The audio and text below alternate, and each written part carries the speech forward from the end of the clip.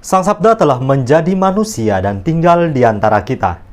Para sahabat Sabda Hidup yang terkasih, berjumpa kembali bersama saya, Frater Jimmy, dalam permenungan hari ini. Permenungan kita akan diambil dari Injil Markus bab 10 ayat 13 sampai ayat yang ke-16. Mari kita mempersiapkan hati kita untuk mendengarkan dan merenungkan sabda Tuhan. Dalam nama Bapa dan Putra dan Roh Kudus. Amin. Semoga Tuhan beserta kita sekarang dan selama-lamanya. Inilah Injil suci menurut Markus. Dimuliakanlah Tuhan.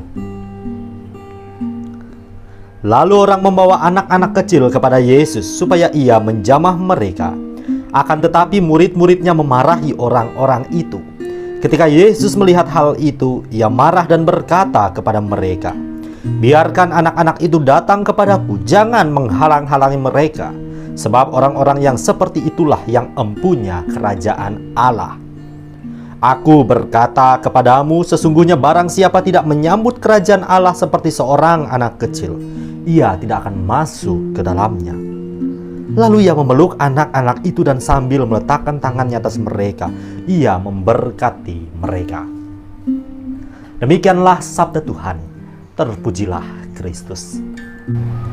Para sahabat Sabda Hidup yang terkasih, melalui sabda Tuhan hari ini diperlihatkan kepada kita salah satu teladan iman, yakni sosok anak-anak kecil yang datang kepada Yesus.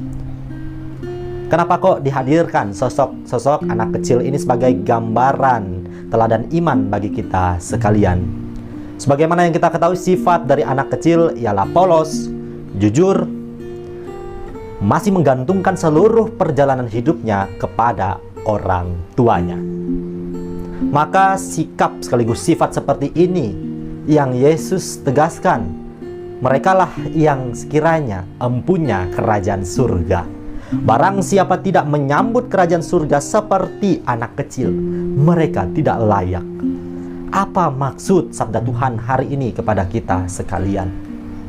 Tentu pertama-tama kita tidak diajak untuk menjadi anak kecil dalam artian kekanak-kanakan seperti itu, melainkan bagaimana keutamaan dari anak kecil, sikap jujur, memasrahkan hidupnya kepada orang tuanya.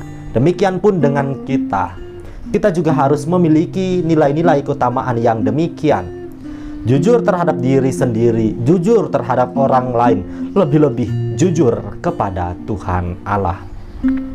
Dan kita menyerahkan sepenuhnya hidup kita pada penyelenggaraan kasih Tuhan. Terkadang dalam kehidupan sehari-hari, anak kecil dipandang remeh. Kerap kali mereka disebut sebagai orang-orang yang tidak memiliki pengalaman, tidak tahu apa-apa. Tentu hal yang demikian lumrah terjadi dalam kehidupan sehari-hari. Tetapi pada kenyataannya, sabda Tuhan melalui bacaan Injil yang kita dengarkan tadi, kita diajak untuk memiliki sikap-sikap yang dimiliki oleh anak-anak kecil.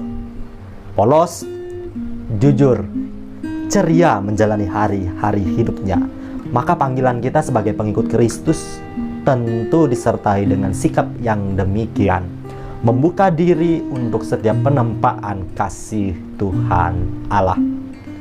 Para sahabat Sabda Hidup yang terkasih, sudahkah kita hidup jujur, selaras dengan kehendak hati? Apa yang kita pikirkan senantiasa selaras dengan apa yang kita perbuat dalam kehidupan sehari-hari. Menjadi pribadi yang jujur tidak mudah. Terkadang kita harus melawan yang namanya egoisme, kepentingan diri sendiri. Aneka godaan tentu akan datang menghampiri kita. Tetapi sebagai pribadi yang beriman, tentu kita harus melibatkan Tuhan dalam seluruh proses perjalanan hidup kita. Semoga para sahabat yang terkasih, melalui permenungan hari ini kita sungguh tidak jamu-jamunya menempa diri, agar semakin bertumbuh menjadi manusia beriman yang jujur, yang senantiasa menyerahkan hidupnya sepenuhnya pada penyelenggaraan kasih Tuhan.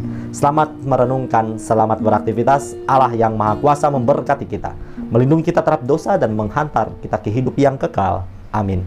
Dalam Bapa dan Putra dan Roh Kudus. Amin.